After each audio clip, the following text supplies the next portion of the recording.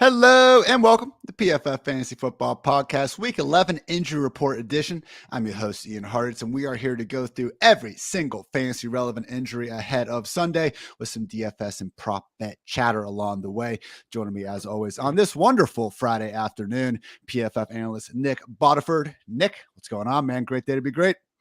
It is, dude. I'm excited for this one. Let's get into it.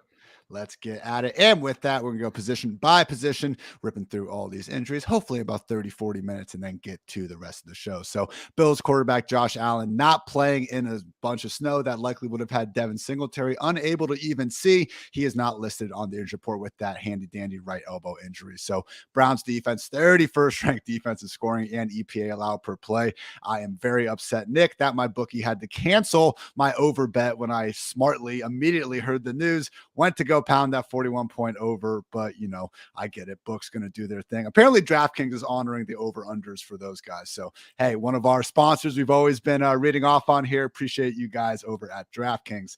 Ravens quarterback Lamar Jackson officially listed as questionable with the illness. I do not know, Nick, another quarterback that gets sick more than Lamar Jackson. The good news is that head coach John Harbaugh already confirmed that Jackson will start Sunday against the Panthers. So haven't seen a ton of booms from Lamar lately. I mean, hasn't finished higher than the fantasy QB 10 since week 3. But if you guys check out my mismatch manifesto, always on pff.com on Friday. If you're not the reading type, I tweet out the charts on Thursday. One of the best matchups of the week against this Panthers defense in terms of combined yards before contact per carry. So wouldn't be surprised if Lamar, maybe even one of these running backs, CC foreshadowing one of Nick's DFS picks, can't get going in a big way in this spot.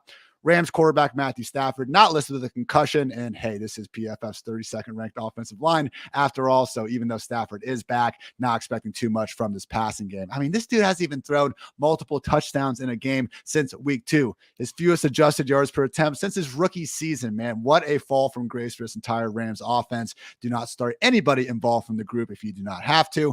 And the big one to talk about here, Nick, is going to go to the Arizona Cardinals playing on Monday night against the 49ers in Mexico City. So it looks like that Cliff Kingsbury is going to Cliff Kingsbury on us and not actually let us know if Kyler is going to be starting or not until Monday.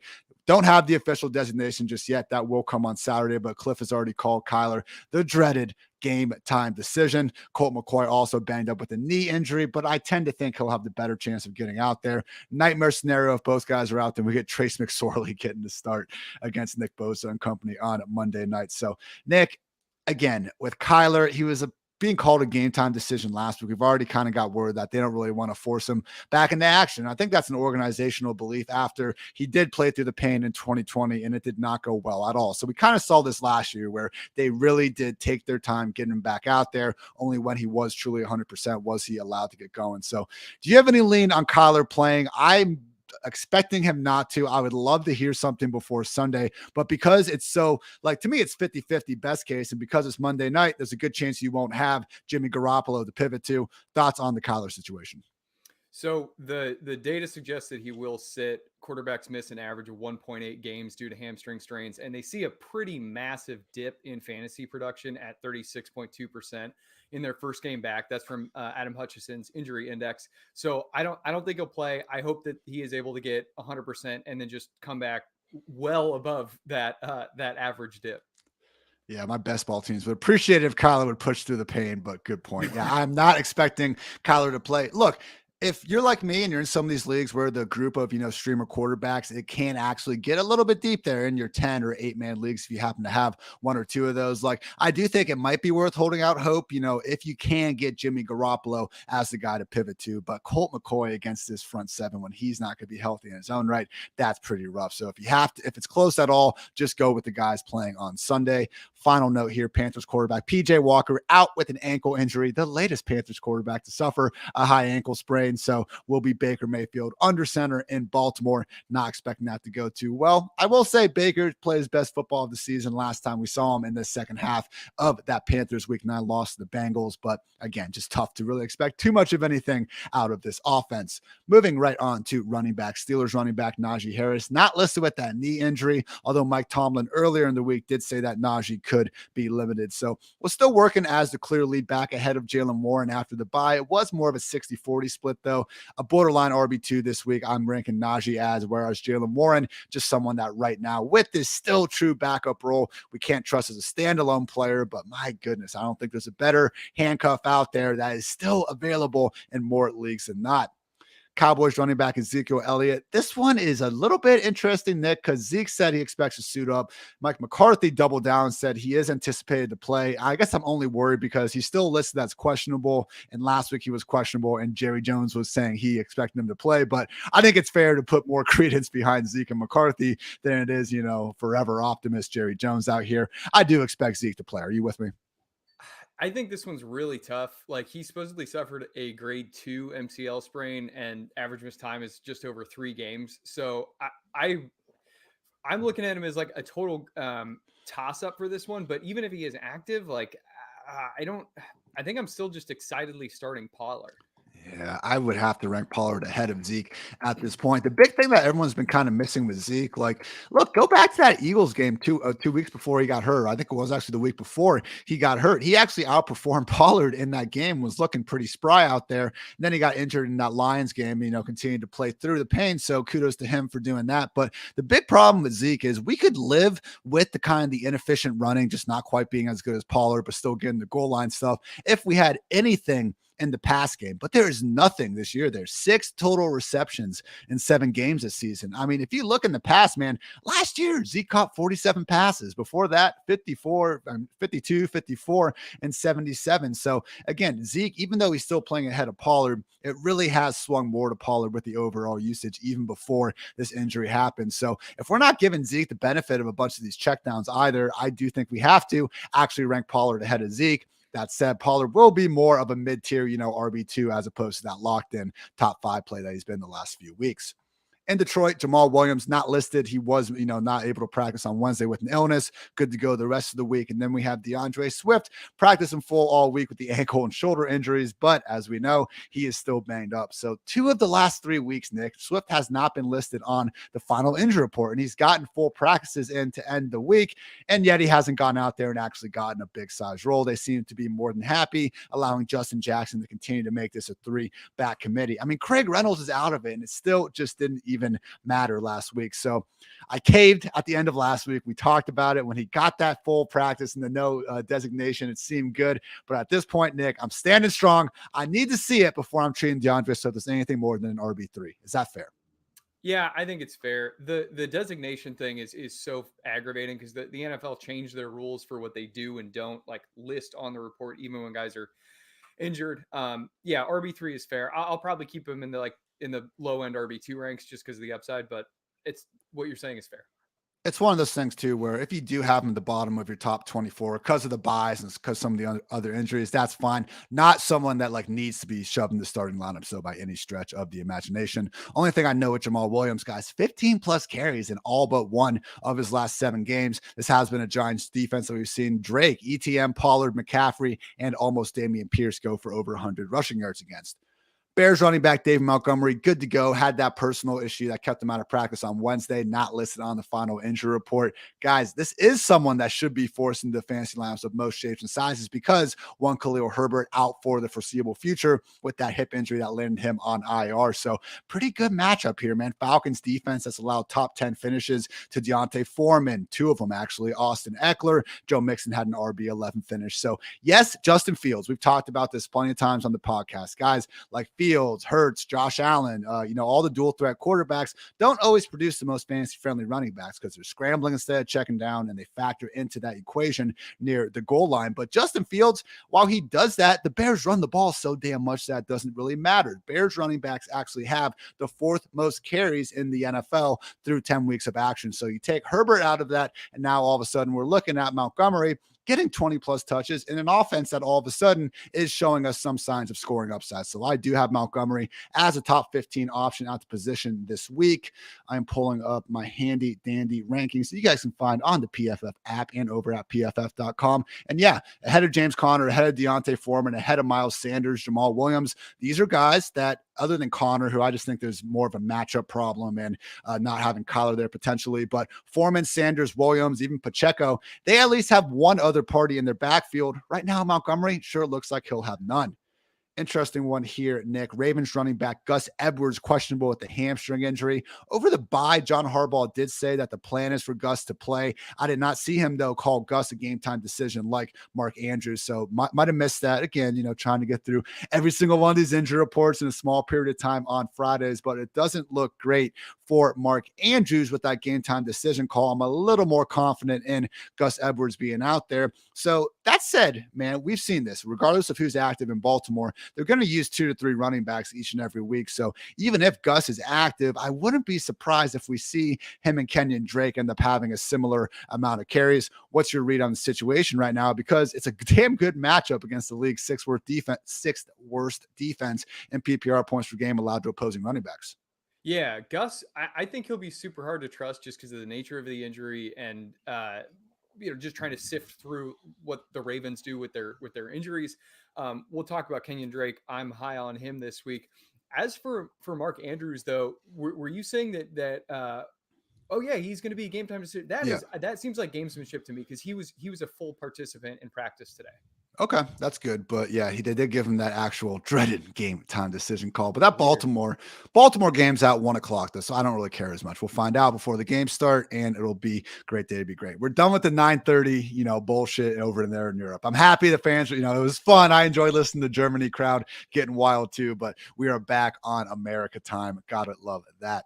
Bengals running back Chris Evans, questionable with a knee injury. It's only notable because I've been talking about Samaje Perine being one of those better handcuffs to go get if you have the room to, because guess what? One injury to Joe Mixon, and it did seem like Perine was going to be really set up. And while I still do believe that, this could make it closer to a 60-40, 50-50 split. We didn't know how serious Evans' injury was. The fact he's been practicing in a limited fashion and he's questionable goes to show you that it's not overly serious. Another backup running back that just has some minor ramifications, Colts running back Deion Jackson, not listed with that knee injury. So Jonathan Taylor last week kind of lost in, how angry everyone was about Christian McCaffrey's role. Was the reality that Taylor really did get the old CMC role, 93% snap rate. So maybe Deion Jackson does kind of take the Nyheim Hines role and Taylor goes back down to more of a 70-80% back. But guess what? You're starting him either way. I think it's more of just a question of what's Taylor's actual sky high ceiling. But Nick, this matchup in particular, man, just a little bit with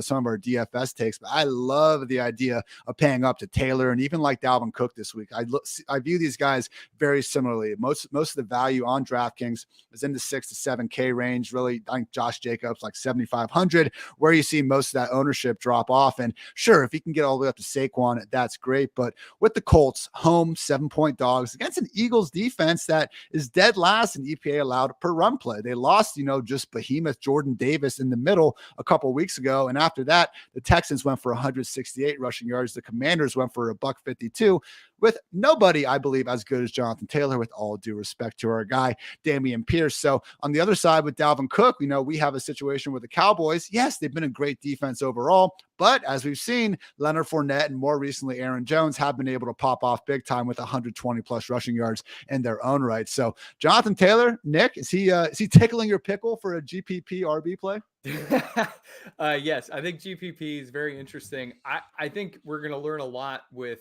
the Eagles having just signed Linval Joseph and Ndamukong Suh.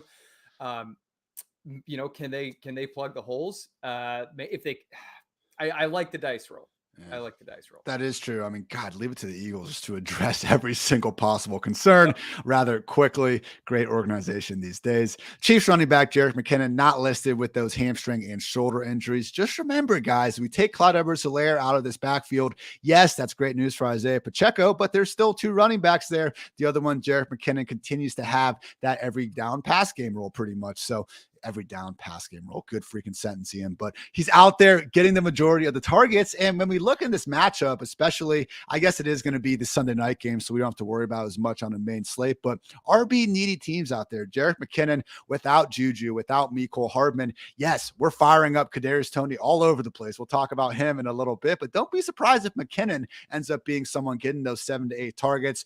Don't hate at all featuring him in showdowns. And again, if you're a needy team and you just need somebody out there in full PPR, you could do worse than McKinnon.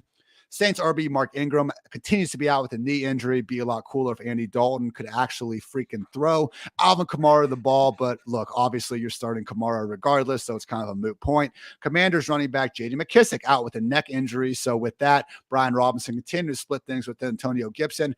I don't know why Brian Robinson continues to work so far ahead of Gibson on the ground, but guess what? He is, and they're facing the freaking Texans. So this is a great spot for Robinson. Another guy I really like on DraftKings, going pretty much under the radar just at 5.3K.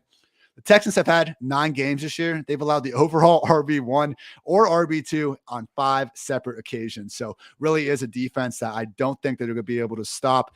What's going on here in Washington? Let's go B-Rob and Gibson to a lesser extent. And finally, Raiders running backs Brandon Bolden, Amir Abdullah, good to go, but that's okay. Josh Jacobs still very much a beast.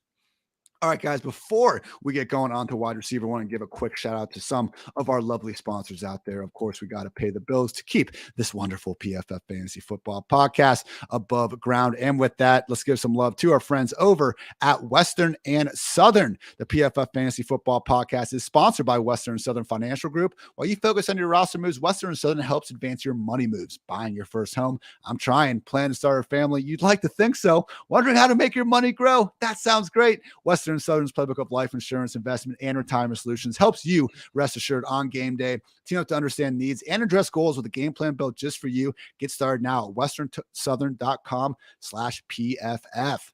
Also got to give a shout out to our friends over at DraftKings. Already complimented them for not, turning off the over-unders for folks that were ahead of the game. That's not fair because guess what, Nick? If you were someone that viewed the over-under on Monday, you saw the weather and you bet the under, guess what? Bets aren't getting canceled when that game gets moved to Detroit. So just one of those things where it's like, I think there's enough advantages with these sports books already. It's just a shame when they can't give out, just a little bit extra help. So I am very excited, if you guys can't tell, for gambling to be legalized in the fine state of Ohio here before too long, and I cannot wait to take plenty of my business over to DraftKings. And one of the really cool features is that right now, new customers can bet just $5 on any NFL team to win their game, and they'll get $150 in free bets if they do. And check this out. Right now, everyone can earn up to a 100% boost with DraftKings stepped-up same-game parlays. Go to the DraftKings Sportsbook app, place a same-game parlay, and combine multiple bets like which team will win, player props, point totals, and more. The more legs you add, the bigger the boost, the bigger your shot to win big.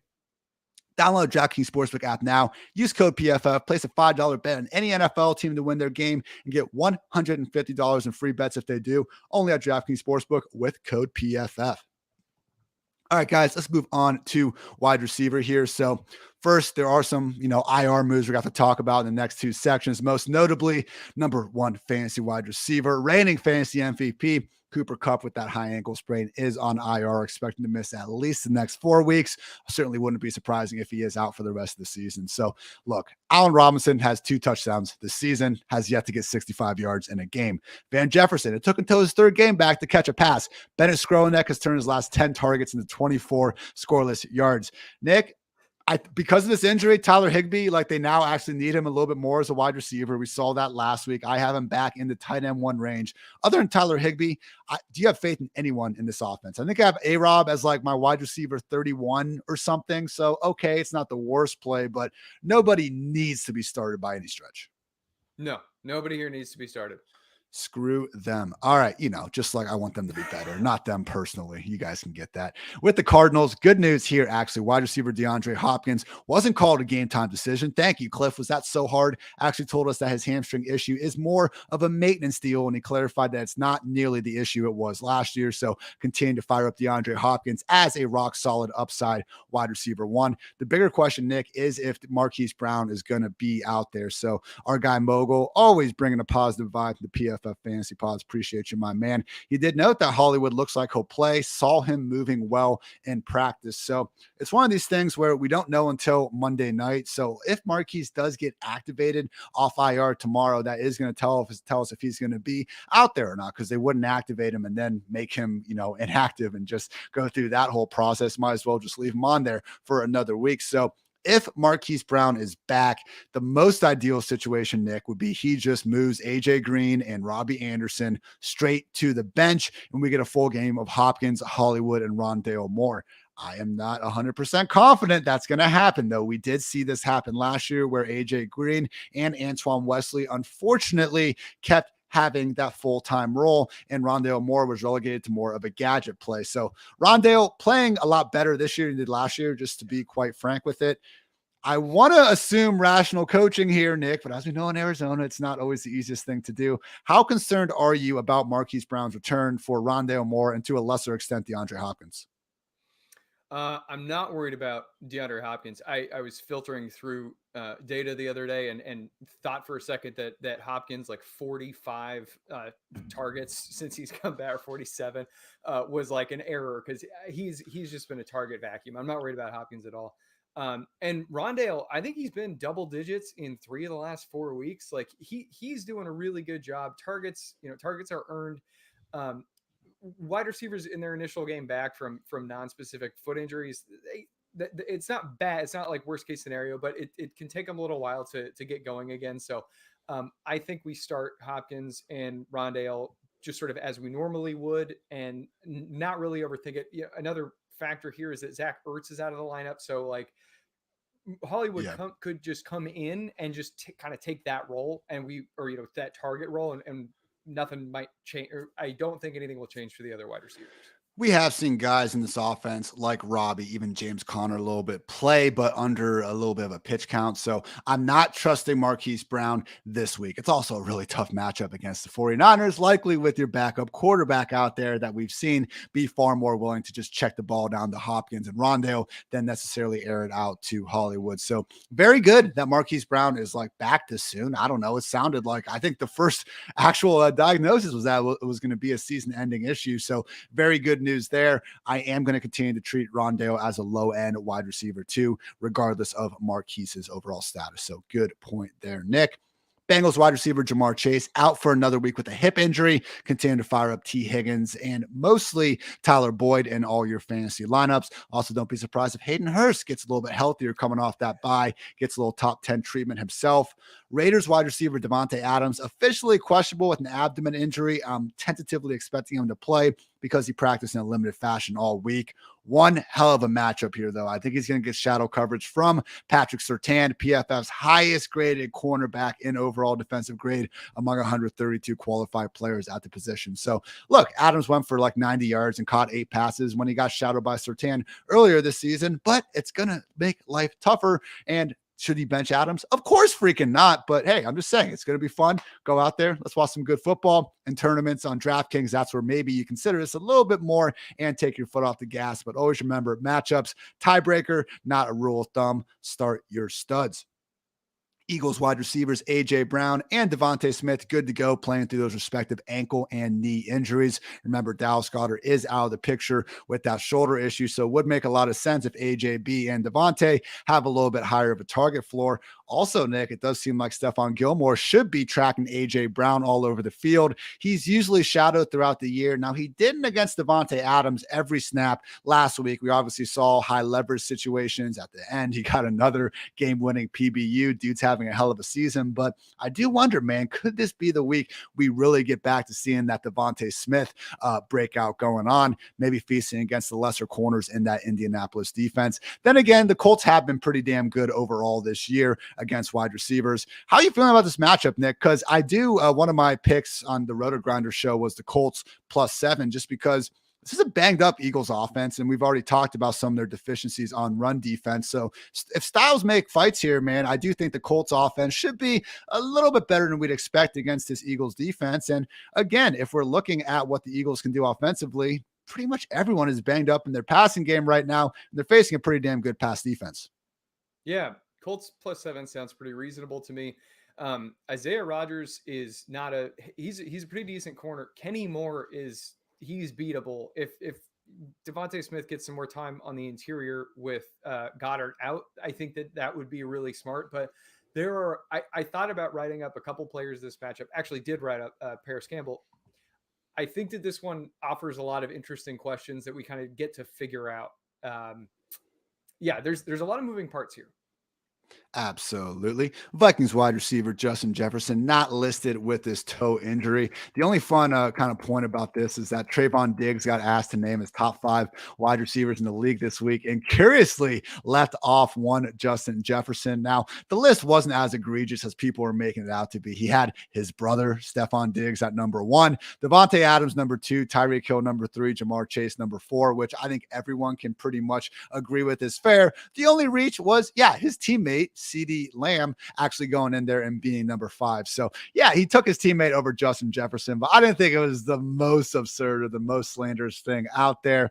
Yeah, guys, it is what it is there. But next up, Chiefs wide receiver Juju Smith-Schuster out with a concussion. Mecole Hardman on IR with that abdomen injury. Yes, that's right. That's Kadarius Toney's music you are hearing, ladies and mostly gentlemen. It is time. Unleash the beast. We just got to start sit question Olave or Kadarius Toney this week. And while I still just barely lean Chris Olave, I legitimately have Kadarius Toney as my wide receiver 13 on the week. So it's a hell of a problem to have out there. And I think it's close enough that if you want to go with Toney, you should feel just fine doing that. So it's just one of those things, man, where all we have left, MVS, Justin Watson, Sky Moore, and the top-ranked scoring offense. We've already seen them increasing Toney's usage. We've heard Patrick Mahomes say himself that he'll continue to get more and more run out there in the offense. Travis Kelce every other day just keeps remarking to someone that he can't believe that Kadarius Toney ever found a way out of New York. Like, what's the trap here, Nick? What are we missing? Because Kadarius Toney so far looks fantastic in a Chiefs uniform, and hell, he's been pretty good with the football too.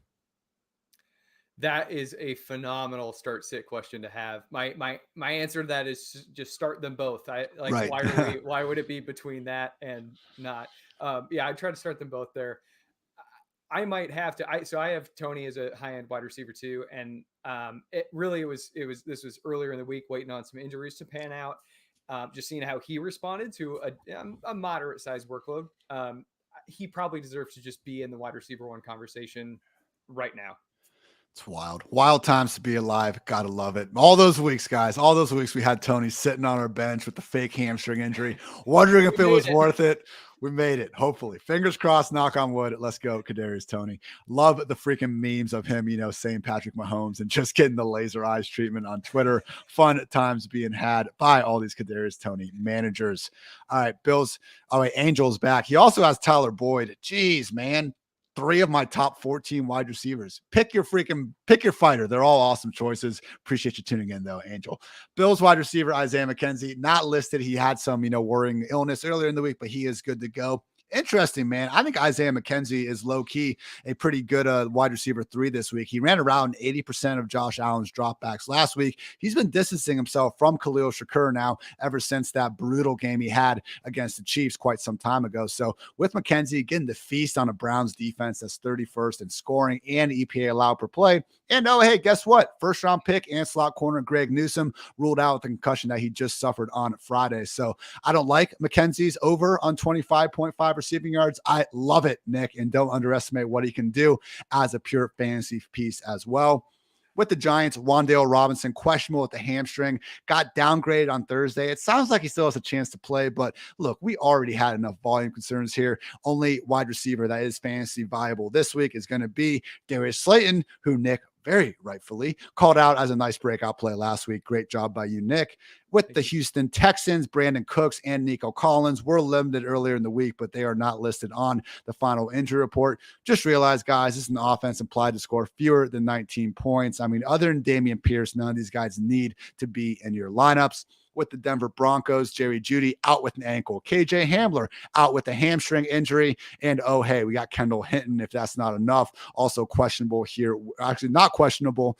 Yes, he is questionable. My bad. I got my editors freaking messing with my sheet as I'm trying to talk during the podcast, but we'll roll with the punches here, Nick. Kendall Hinton, questionable with the shoulder injury. All that to say, Cortland Sutton is set up for all sorts of workload. I will say, Nick, I do my rankings on Tuesday night, and I just got sad ranking Cortland Sutton because I had to literally get to like wide receiver 18, wide receiver 19 before I felt comfortable putting the guy there. And like, if you just would have told us this scenario a couple months ago in August, we'd be talking about him being a top 10 option at the position, if not top 5, without Judy, without Hamler, without anybody there. Absolute madness. So where do you have Sutton this week? Because right now, I have him at wide receiver 19 ahead of fellow guys in fairly brutal passing games like Deontay Johnson, like DJ Moore, like Brandon Cooks, and among other guys. But I would still start guys like Gabriel Davis, Amari Cooper, even Devontae Smith ahead of Cortland Sutton this week. How do you feel?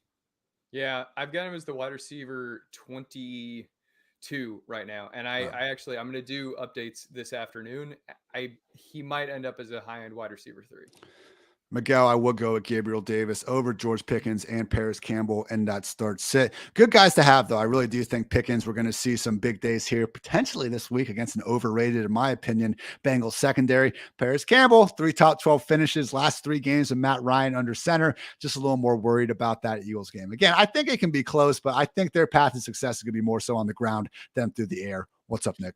He's lining up against a backup slot corner, Josiah Scott. I wrote him up in the wide receiver cornerback matchup. I like him a lot this week. Okay, that's fine, but we're still taking Gabe Davis over him. That's yes, the only thing. Yes, sir. Yeah, yes, that's sir. all. But Paris Campbell certainly on the up and up, more than worthy of wide receiver 3 consideration. With the Chargers, another freaking primetime game time decision. If I was commissioner of the NFL, everybody, I would make primetime game time decisions illegal. But until then, we're going to have to continue to deal with it. So Chargers wide receiver Keenan Allen is questionable with the hamstring, and Brandon Staley called him a game time decision. Mike Williams also questionable, but he came out and said that he expects to play. So that's awesome. Immediately back on the wide receiver 2 map, feeling good against the Chiefs secondary that has allowed the 5th most PPR points per game to opposing wide receivers this season. But again, they play on Sunday night. So no, you can't trust Keenan Allen. I mean, you'd have to have like a pretty funky start sit thing. I mean, I would start Kadarius Toney over Keenan Allen straight up, even if we find out he's going to be back there. So man, if it's like Keenan, like an MVS or something, then okay, you can probably ride it out. If it's Keenan, and I mean, hell, I'd probably start Brandon Ayuk over Keenan. I'd start Rondale Moore probably over Keenan. That'd be a tough one. Yeah, still? I think so. Yeah. All right. It's just unfortunate we got to go through all this with Keenan. Hopefully he gets healthy sooner rather than later. DeAndre Carter is not listed, but yeah, with Carter and Josh Palmer, guys, even with only Mike Williams coming back, it's going to be pretty severe downgrades for both guys. All right, we can rip through some of these now. Patriots wide receiver Devontae Parker, questionable with the knee. We only care about Jacoby Myers anyway. Commanders wide receiver Curtis Samuel, good to go with that shin injury. Wide receiver 26, 37, 13, and 64 finishes in 4 games with Heineke under center. Rock solid wide receiver 3. Saints wide receiver Jarvis Landry, not listed, working as the offense's number 2 wide receiver, and an offense that has scored 23 points in their last 8 quarters. Not great. Lions wide receiver Josh Reynolds looks to be on the wrong side of questionable, downgraded to a DMP on Friday. Khalif Raymond, Tom Kennedy on the outside, Sun God in the slot, who is the only one we really care about here. Jets wide receiver Corey Davis out with a knee injury. Why does this matter, Ian? Because, believe it or not, when we did get the first 3 weeks of Zach Wilson being back under center, Corey Davis was leading this offense in receiving yards. Without him in the picture, Garrett Wilson, we can feel much better about going back to as a talent-based wide receiver 3. Don't forget, before the bye, 115 yards and 92 yards on 8 catches before heading to that bye. Maybe the Elijah Moore slot experiment, completely changes things, but I will believe it when I see it there. And finally, Bears wide receiver N'Keal Harry ruled out with an illness. Maybe now Chase Claypool will actually get a chance to play a little bit. They traded a 2nd-round pick for their wide receiver 5 at the moment. I know it's early. I know he's learning a playbook, but I don't know, guys. We see TJ Hawkinson go to Minnesota and just immediately playing 90% plus snaps. Kind of wish they could figure that out. In the meantime, Darnell Mooney, a soft wide receiver 3, and that is it for wide receiver. At tight end, another one of those damn game time decisions, Nick. At least this one is for a 1:00 game. It's going to be Mark Andrews with that knee and shoulder issue. So look, if Andrews is healthy enough to suit up, we are firing him up as a top 2 option at the position, as always. If not, Isaiah likely becomes interesting. So I think it's a tier here, Nick, where it's Kelsey, like just looking at the overall rankings, Kelsey, Kittle, and Hawkinson, I think are pretty deserving of the top 3 spots. Dalton Schultz, 4. If you even want to put him in that top tier, okay. But after that, where we have Everett, Likely, Freiermuth, Pitts, even like Komet, if you wanted to scramble those guys, rank them in any order you want, I probably wouldn't overly disagree with it. I personally have it Schultz number 4, Everett 5, Isaiah Likely 6, and then Freiermuth and Pitts. How do you feel about Isaiah Likely if Mark Andrews is ruled out? The only name that was different in our grouping there, it was just I have Pat Freiermuth just a little bit below, but like all of those names are my top 8. So okay. We're in lockstep. Same page. Good to hear. Good news is Browns tight end David Njoku is feasibly back. He is listed as questionable, but says he will be playing through that tag. Now, it would make sense if he's not playing his usual 90% plus snap role, but just to see him back from this ankle injury, very good news moving forward. Deshaun Watson back in the fold starting in week 13. And you look at what Njoku was able to do during his past 5 games with Jacoby under center, tight end 2, 11, 6, 17, and 5. This could be a legit top 5 tight end down the stretch with Deshaun Watson. So if you guys see David Njoku out there on the waiver wire, don't love starting him this week, but also someone that I think when I update my rankings could feasibly be in the top 15, 16. Definitely someone that we're going to be feeling better about down the road once we're for sure positive he's getting that big time role. I think a good start sit question, Nick, would be like, how would you rank David Njoku versus someone like Foster Moreau or Greg Dulcich, who were more confident in their role this week, but we know Njoku has the higher best case upside? I would go Njoku or Dulcich, Njoku, and then and then Foster Moreau. Okay. Right behind Moreau in my ranks, I have Trey McBride, who, of course, is taking over for Zach Ertz, who just suffered a season-ending knee injury. Here's the thing with Trey McBride. If we get the same role that we had last week, which was legit every down, 91% snaps, he's going to be up in the top 10 almost immediately. This is a talented receiver that we're calling a tight end, which is always a fun time. Not to dismiss what McBride can do as a blocker, more so complimenting his just receiving ability. But the thing is, Max Williams was not active for that game. He is likely going to be elevated from the practice squad on Saturday. So again, I would like to start some of these other guys that we're more sure of with the role. Dulcich, Higbee, Hayden Hurst, Komet, even David Njoku. I'm starting them ahead of Trey McBride this week. Moving forward, though, could quickly become a weekly top 10 option. Much less certain about what's going on in Philadelphia with Dallas Goedert on IR with a shoulder injury. We should see Jack Stoll out there as the primary tight end. Whether that's going to be 50% of the snaps or 90% of the snaps remains to be seen. Do you have any feel on that one, Nick? Because my issue is it doesn't even look like Stoll has all that much, upside. Our friends over at a Player Profiler comped him to Anthony Fasano, which, didn't exactly get me pumped. I opted for Grant Calcaterra. I keep wanting to call him Kyle Calcaterra. Grant Calcaterra. Yeah.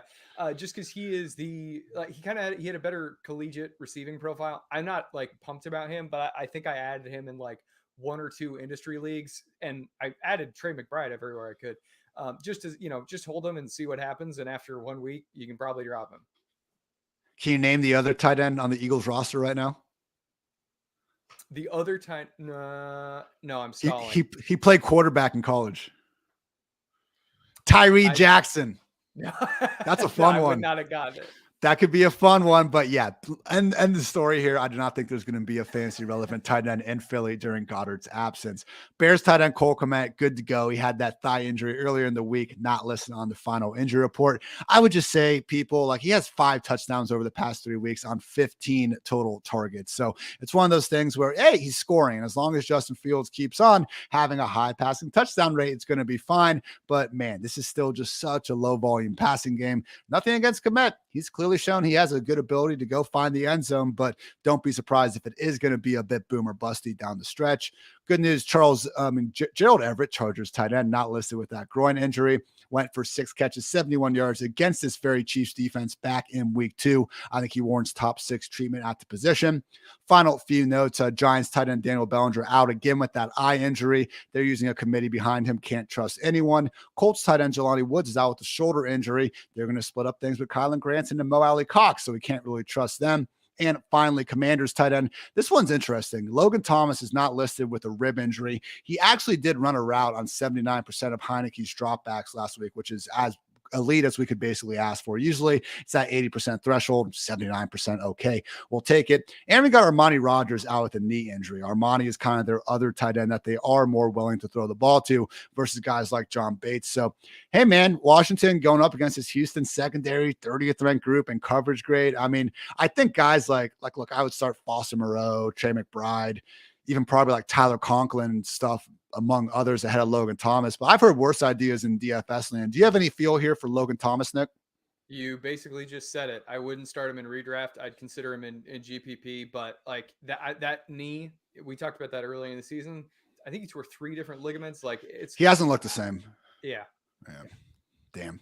All right. 2 other notes just real quick on defense. Steelers safety Minkah Fitzpatrick somehow had the appendectomy like last Saturday. He's good to go. Already practicing in full, not listed, and he'll be back. So this is going to be the first time since, I believe, week 1. That was when TJ Watt, I believe, originally got hurt, that the Steelers are going to have Watt and Fitzpatrick back fully healthy. So wouldn't be surprised at all. Not saying they're going to dominate the Bengals, but should at least be a more decent defense here moving forward. And we also have Texans cornerback Derek Stingley Jr., number 3 overall pick in the draft, out with a hamstring injury. So I had my shadow matchup column go up on Thursday, and I was well aware that Stingley was expected to shadow Terry McLaurin, and I couldn't have cared less because you looked at the guys he's been facing this year. Cortland Sutton, Mike Williams went for over 100. Devontae Adams did as well. I think A.J. Brown got held to like 59, but he even scored a touchdown in that matchup. So for me, looking at Terry McLaurin, who has just been eviscerating everyone that's tried to shadow him this year, I love Terry to begin with. I was upgrading him because of this matchup. So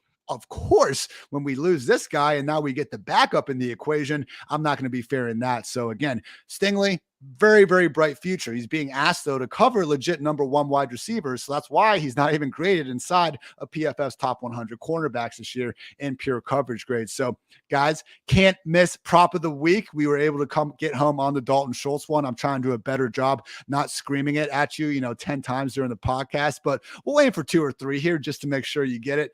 Terry McLaurin over 59.5 receiving yards. And what's wild to me about this one is I expected to see the similar reasoning with Dalton Schultz last week, Nick, which was the quarterback change of one quarterback being way better for the receiver than the other one. This one, I can't even figure out why the line's so low. I think it should be 10 yards higher because for the season, McLaurin is averaging 73.7 receiving yards per game. And with Heineke under center, he's gone for 73, 113, 56, and 128. So again, 30th ranked secondary in PFF coverage grade, and they just lost their number 1 freaking cornerback. So what am I missing here, Nick? I get it. It could be an erratic Heineke performance, and there are some other weapons here, but Terry McLaurin, man, 8th in the NFL in receiving yards, can't even get a prop at 60. That's a slap in the face, man. Yeah, so we'll slap them right back. I wrote I put Terry McLaurin as a wide receiver to target this week. I love it.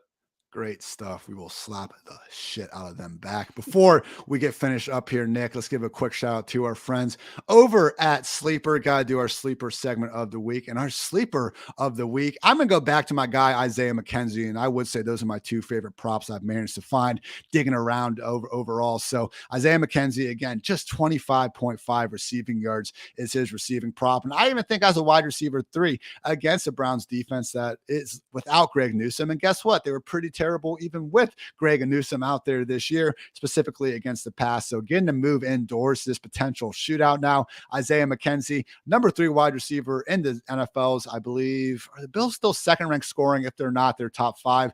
Fantastic offense that we know is capable of putting up all sorts of yards at the drop of the hat. Isaiah McKenzie, my sleeper of the week. You got a sleeper of the week, Nick? I'm putting you on the spot here, but I don't know. Yeah. Anyone? Hey, who you got? Yeah. We're going to go with Houston Texans slot receiver Chris Moore. Ooh. Yep. Top 12 slot receiver in PFF slot receiving grade, targets per out run, and yards per out run over the last 2 weeks. I think he's going to beat the hell out of Bobby McCain, who the Washington slot coverage.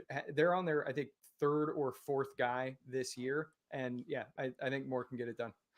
I believe Chris Moore actually made my sheesh column. Yeah, he was open for a 16-yard touchdown last week, but Davis Mills sailed it out the end zone. So hey, Nick, we'll see. I was telling Dwayne on Sunday night when we were doing our game breakdowns, like we're about to get into Nick's DFS article here, which you guys can find on PFF.com every single Saturday now, where he goes over his 5 favorite plays. But you have the same thing this week. 4 of your plays last 2 weeks and this week as well. Like I really agree with. I see where you're coming from and I'm with you. But over these past 2 weeks, you had Jeff Wilson and Darius Slayton, who I'll be honest, I thought you were wrong, man. I just did not see the upside for them. And my God, both guys scored. Both guys had, actual big games with the yardage as well. Great calls by you, my friend. So with that, let's get to your DFS cheat sheet. Top 5 DFS plays of the week. Going to go through these. I'll get to a couple cash and tournament strategies, get a nice little 15-minute here rundown of the slate. So with that said, Nick, we're focusing on DraftKings, mostly here on the main slate, 1 p.m. and 4 o'clock. Now let's talk about Kenyon Drake, Baltimore Ravens RB1. The one thing I really love about this play, in addition to some of the notes you have about just the matchup, is the fact that a lot of people still are on Deontay Foreman based on some of these big games that he's had. And hey, guess what? When they've been able to win 2 of those games by double-digit points, have this, entertaining back and forth shootout with the Falcons that goes to overtime, it's been perfect game script for Deontay Foreman. He's a 12.5-point dog this week, but people aren't necessarily putting that as much into the equation as I think they should. So why not go to the other side of the field and take the fellow early down run heavy running back that actually has the game script we're looking for? Yeah, so there are a lot of factors that make me like Kenyon Drake this week, who is not someone who I'm typically on board with, but Baltimore Ravens, 13-point home favorites against the Panthers. They've got a 27.25 points implied team total. As things stand, the Panthers' defensive front, they're kind of all over the place, but they're a middling unit overall. Unfortunately, they are likely to be without starting defensive tackle Matt Ioannidis, and rotational run defensive tackle Davin Nixon. So they're going to be a little bit weaker than they typically are. Game script is going to be in Kenyon Drake's favor. I've also got some weather report data in here. There's a great piece that I found by Scott Spratt from 2018 at PFF, where he talks about the effect that sub 30-degree weather has, as well as wind speed has on the game.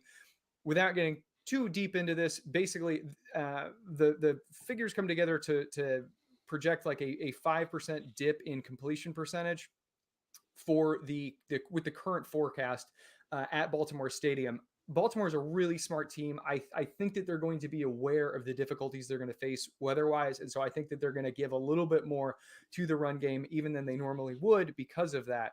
Quickly, Nick, on that weather front, I always love checking out Kevin Ross NFL Weather Edge over at Roto Grinders, and we do have 2 games in the yellow this week, which means you do have to consider downgrading those passing games. So yes, Panthers in Baltimore. His notes are saying it's breezy, especially early, sustained winds around 15 miles per hour with gusts up to 20 miles per hour, and that usually is that magic point that we can't expect some downgrades. The other matchup, Detroit against the Giants, where he notes similar to Baltimore, especially early, going to be an issue, but the wind should be tapering off late. So fair to prioritize the run games in those games versus the passing attacks. Cool. So when we get to Gus Edwards, I've included the volatility with hamstring injuries as it pertains to running backs in the article.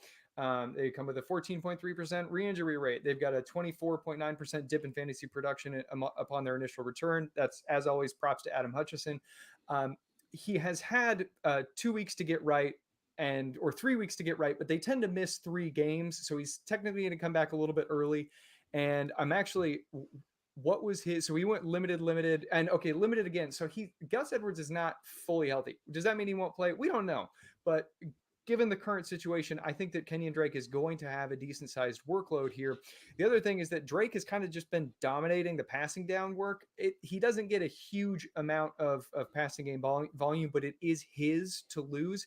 And as a rusher, he's not running terribly well through contact, but he is being efficient on the ground. So things are all just kind of coming together here, I think, for potentially a multi-touchdown outing from Kenyon Drake.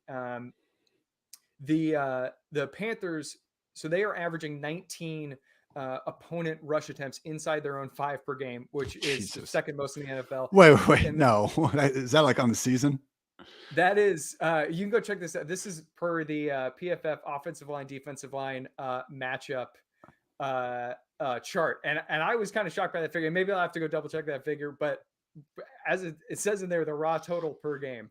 19 rush attempts inside the 5 per. We gotta get that fixed. Jesus Christ. All right. I mean, yeah, we can take a look at it, but perhaps a more helpful data point, which I have in here, is their rush touchdown conversion rate allowed inside the 5 is at 47%, which is bottom 5 and also very believable. So I think Kenyon Drake can have a nice game here. But yeah, tell me what you think.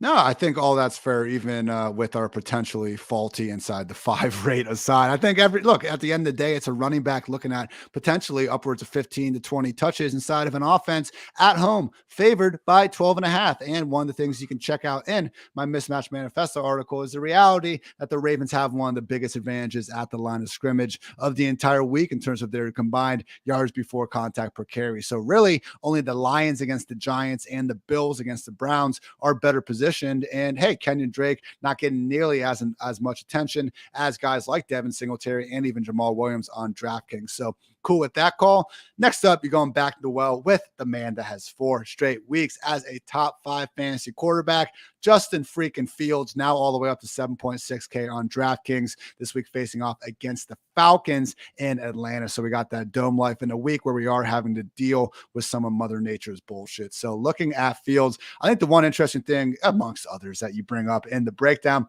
is the fact that he only has a 7.1% projected ownership rate, which you guys can find at PFF.com. And this really is something at quarterback that we see a lot, even the more chalky quarterbacks, which he's not necessarily this week, only 5th highest on the week in terms of projected ownership. But as much as, getting off the chalky running back or wide receiver can make sense, at quarterback, we tend to see the overall ownership much more flat relative to other positions. So just from that case alone, I mean, don't be afraid to keep going back to the well with this guy, and especially when he continues to have arguably the most fantasy friendly role in all of football. I mean, the Bears have been perfect because we actually have the dual threat quarterback putting up points on top of a horrendous defense on the other side of the ball that forces him to keep his gas on, keep his foot on the gas for 60 entire minutes. So talk a little bit too, Nick, about how, hey, it actually could be a not rare game. Again, they've had some passing success in the past few weeks too, but man, I know AJ Terrell was questionable with that hamstring injury, but even before he was out, man, this was already a rough unit. Expectations for Justin Fields this week against the Falcons.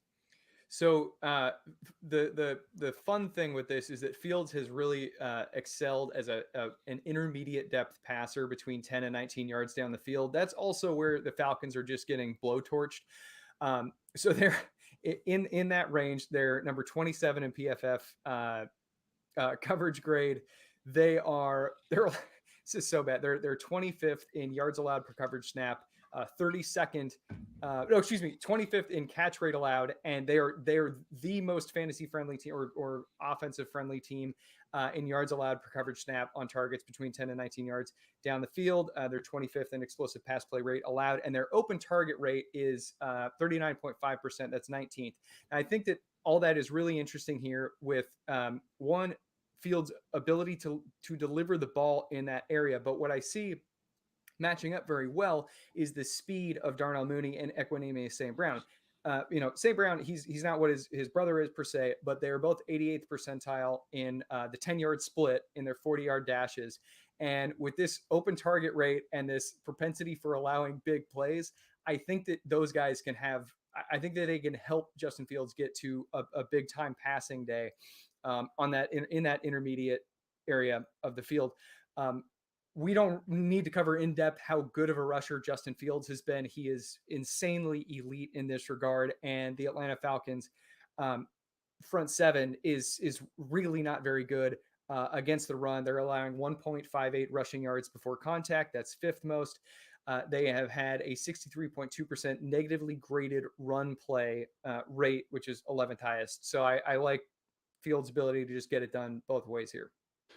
After Justin Fields moving it right along, we have quite the I don't want to say LVP of fantasy, but Kyle Pitts has not been helping people. But I will say, so things have changed a little bit for Pitts, and I talked about this in my weekly wide receiver cornerback article, where earlier on in the year it was more of an issue of how he was being used and we weren't getting enough volume going his way. But that really has changed. Now it hasn't been as extraordinary as we would hope, but at the end of the day, Kyle Pitts is the tight end 7 in expected PPR points per game on the season. I mean, he's tight end 21 in real fantasy points per game. As someone that drafted entirely too much Kyle Pitts, I would love if he could be at the tight end 7 at this point. But again, that means his workload has been at the top 8 variety. But yes, he has been, whether you want to call him the worst, I wouldn't. I think it's more of an issue with Mariota and the offense. I'll say most unlucky tight end out there, league high 34.2 fantasy points per game, not per game, overall, below expectation on the season.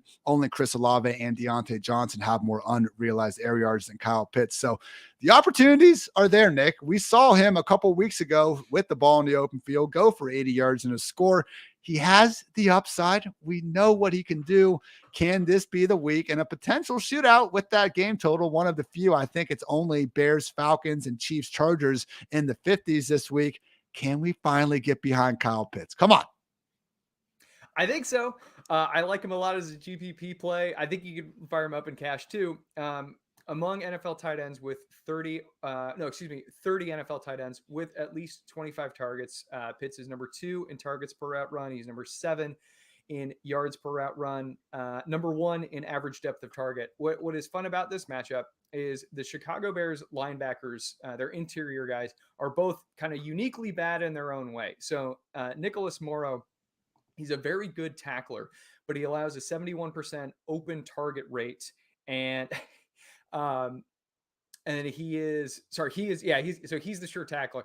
71% open target rate and an 83.9 catch rate allowed. Now he is good at wrapping guys up once they've secured the pass, but he is really bad at preventing completion. So I think that Kyle Pitts can get the job done there. And Pitts has kind of struggled in the catch rate department. And I think a lot of that is just because, like you said, Mariota, he struggles to get in on target, but Morrow is a guy who's going to give Pitts a lot of room to run.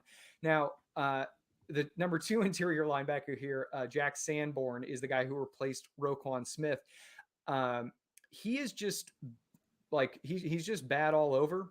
He's allowing 2.18 yards per coverage snap. That's 35th among 40 linebackers over the last 2 weeks since he's become a starter. He's got an 87.5 open target rate. So like Sanborn he's just out of his element, Donnie. But yeah, I like what Pitts can do against both of these guys. And the way that the Chicago Bears have changed their play calling since week 6 has, 1, opened up their own offense, but 2, facilitated a higher pace of play for their opponent. And so I think that ultimately what has been good for Justin Fields is also good for their opponents. The Falcons have a 26.25 point implied team total in this one. I mean, I know overs aren't really hitting this year. Theirs is at 49.5, and I think they have a shot at hitting that. So Kyle Pitts, he's always risky, but this one looks good, as they always do, but this one looks good.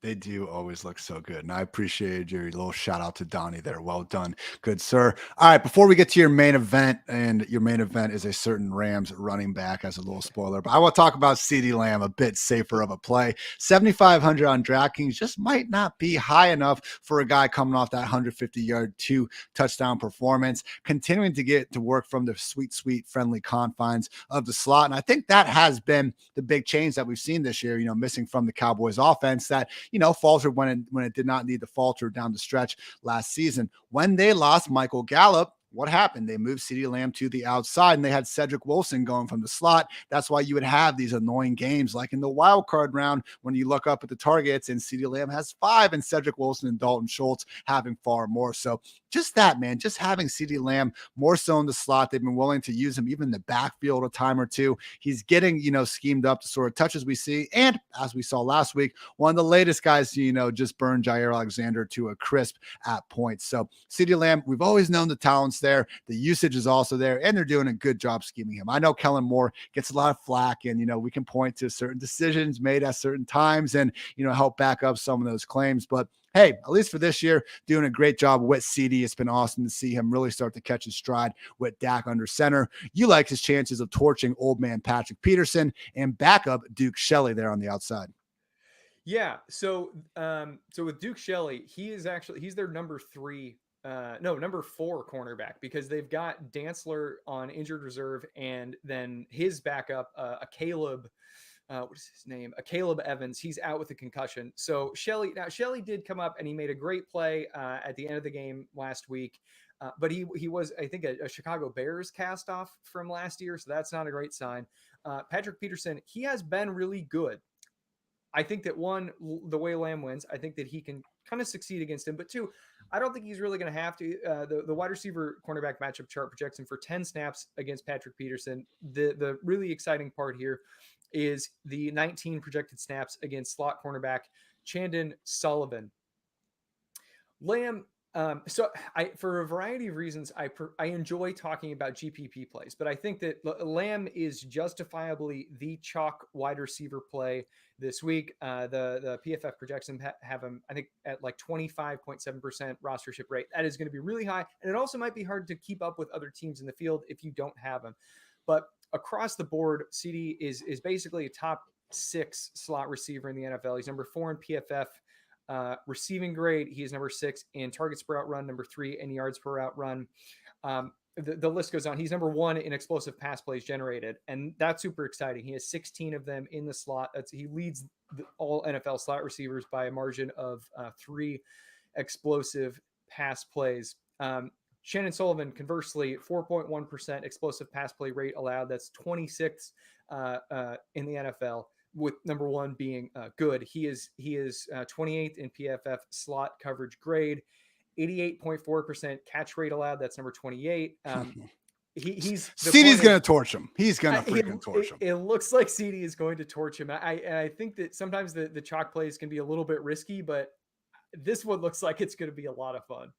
If you guys do want to complement a chalk player or two with some more lower owned guys, I do have 5 wide receivers that I am looking to really feature in a lot of my tournament lineups. Tyler Boyd sitting there a little bit overpriced, you might argue, and because of that could come in under 5% ownership against the Steelers defense. That's that problem with slot receivers for years, and specifically Boyd has scored in 2 of his last 3 against them. Also, anytime touchdown odds at plus 175, not looking too shabby. Chris Olave just had his second finish outside the top 24 since week 2. Now expecting him to catch that Jalen Ramsey shadow. He has only been assigned to DeAndre Hopkins on the season. And with that, we have a decent enough matchup against a Rams defense that gets a lot of respect, but for good reason. They have Donald and they have Ramsey, but they aren't this invincible juggernaut. This is still a defense that's allowed, the 8th most PPR points per game to opposing wide receivers this season. Might actually be 10th, but my point is, this can be a winnable matchup for Olave, who has, again, one of the more fantasy-friendly workloads in the league.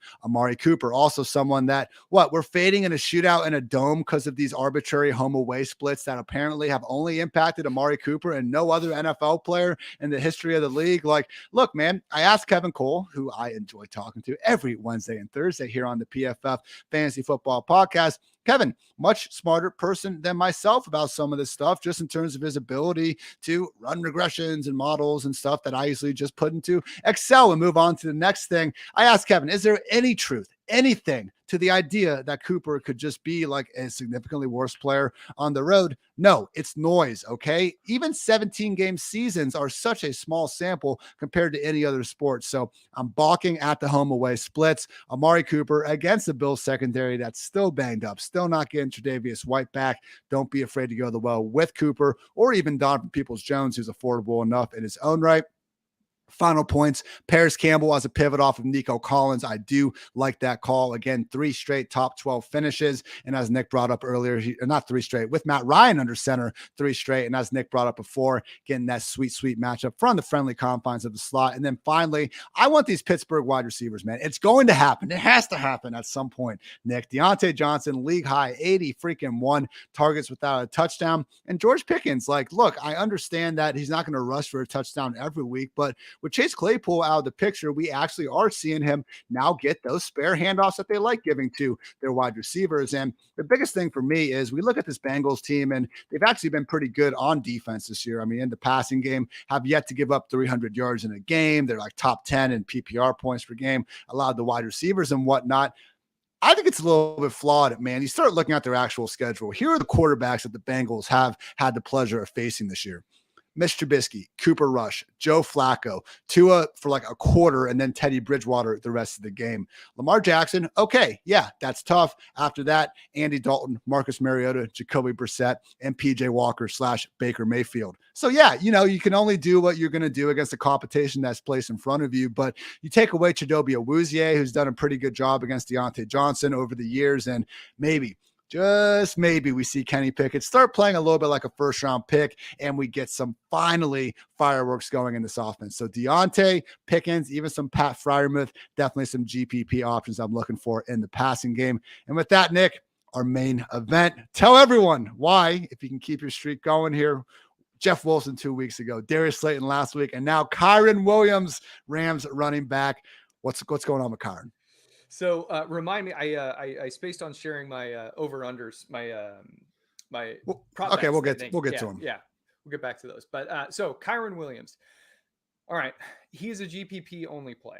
Don't put him in a cash lineup, and I think you need to be in a pretty rough spot to think of him in a redraft format. I probably will start him in a redraft league though.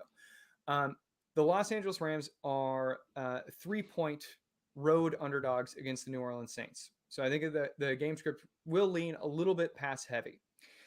Last week, Kyren, he did not put up gaudy results in the box score, but his usage data was really promising.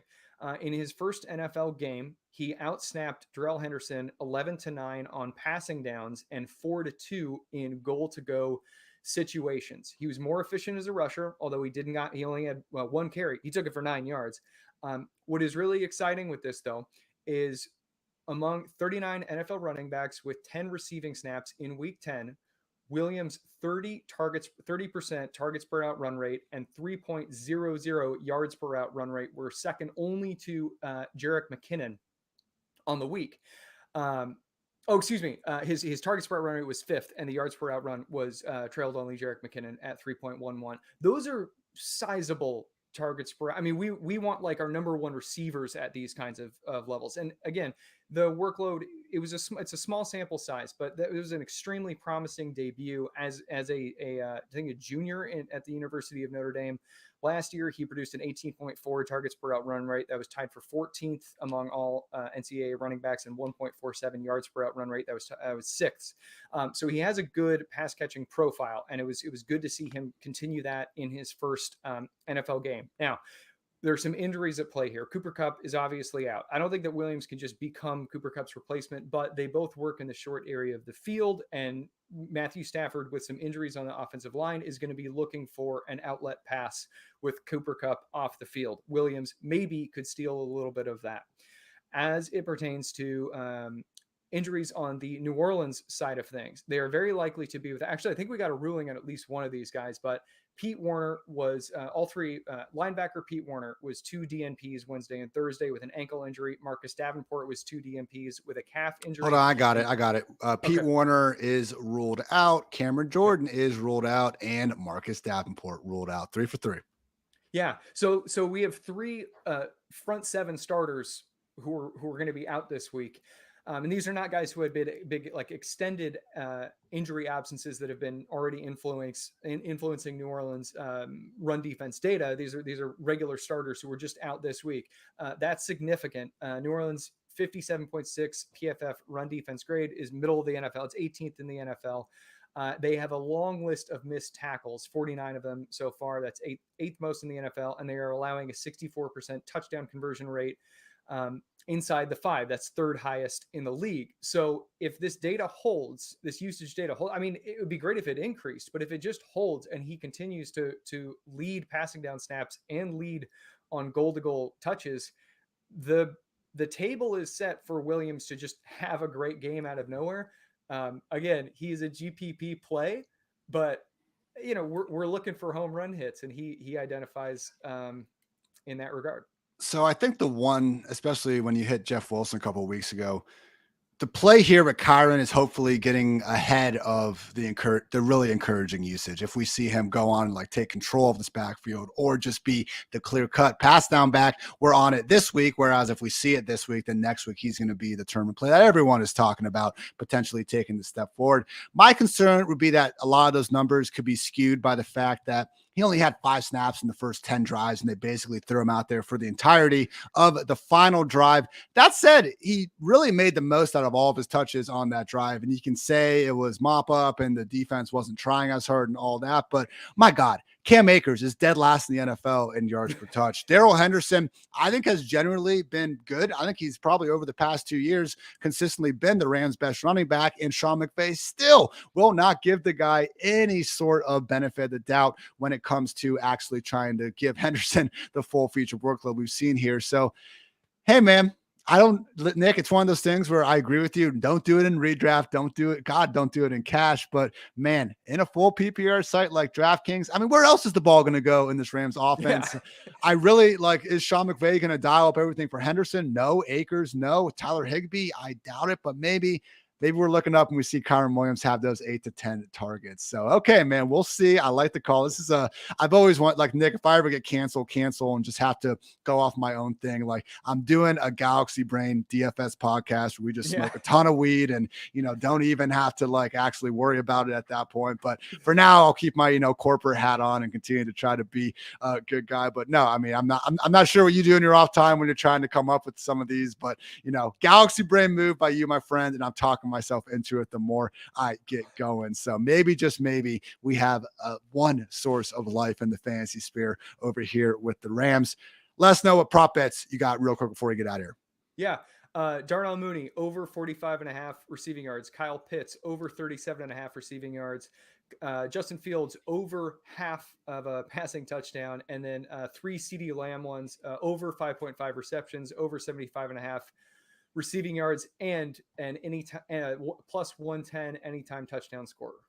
What are the odds on over a half passing touchdown for Fields? And what was the juice? I can find. Was it close to even? Minus 115? I think that it was close, but wow. I'm pulling it up right now.